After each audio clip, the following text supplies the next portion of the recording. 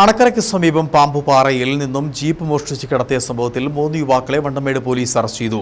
കുമളിയിൽ താമസക്കാരായ ജിഷ്ണു, അഭിനേഷ്, അജിത്ത് എന്നിവരാണ് പിടിയിലായത്. ഒരാളെ കുമളിയിൽ നിന്നും മറ്റു 2 പേരെ തമിഴ്നാട്ടിൽ നിന്നുമാണ് വാഹനം ഉൾപ്പെടെ പിടികൂടിയത്. കോൺട്രാക്ടറായ ജീപ്പ് ഉടമയുടെ കീഴിൽ പണിയെടുക്കുന്ന നിർമ്മാണ തൊഴിലാളികളാണ് ജീപ്പ് മോഷ്ടിച്ച പ്രതികൾ. ഞായറാഴ്ച അർദ്ധരാത്രിയാണ് കുമളി മൂന്നാർ സംസ്ഥാന പാതയോരത്ത് അണക്കര പാമ്പുപാറയിൽ പാർക്ക് ചെയ്തിരുന്ന ജീപ്പ് മോഷ്ടിക്കപ്പെട്ടത്. മൂലപ്പള്ളത്ത് കുഞ്ഞുമോൻ എന്നയാളുടെ വാഹനമാണ് നഷ്ടപ്പെട്ടത്.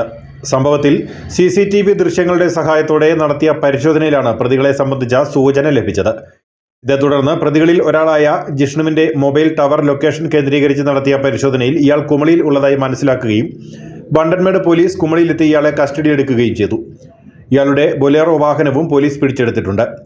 മറ്റ് 2 പ്രതികളും മോഷണം പോയ ജീപ്പും തമിഴ്നാട്ടിലെ ഉത്തമപാളയത്ത് ആണെന്ന് ഇയാൾ മൊഴി നൽകിയതിന്റെ അടിസ്ഥാനത്തിൽ പോലീസ് അവിടെ എത്തി മോഷണം മുതലായ ജീപ്പും അഭിനേഷ്, അജിത്ത് എന്നിവരെയും കസ്റ്റഡിയിലെടുക്കുകയും ചെയ്തു.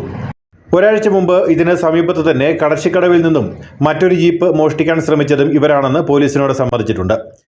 വൈദ്യപരിശോധനയും തെളിവെടുപ്പും മറ്റ് നടപടികളും പൂർത്തിയാക്കിയ ശേഷം പ്രതികളെ കോടതിയിൽ ഹാജരാക്കി റിമാൻഡ് ചെയ്തു.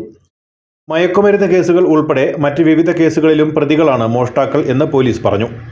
ഇടുക്കി പോലീസ് മേധാവിയുടെ നിർദ്ദേശപ്രകാരം കട്ടപ്പന DYSP VA നിഷാദ് മോന്റെ മേൽനോട്ടത്തിൽ വണ്ടൻമേട് പോലീസ് ഇൻസ്പെക്ടർ എബ്രഹാം, ഉദ്യോഗസ്ഥരായ Rijumon KP, James K, Ashokan, Jayan N, Jaimon R, Binu K John, Shaljomon എന്നിവരടങ്ങിയ സംഘമാണ് അന്വേഷണത്തിന് നേതൃത്വം നൽകിയത്.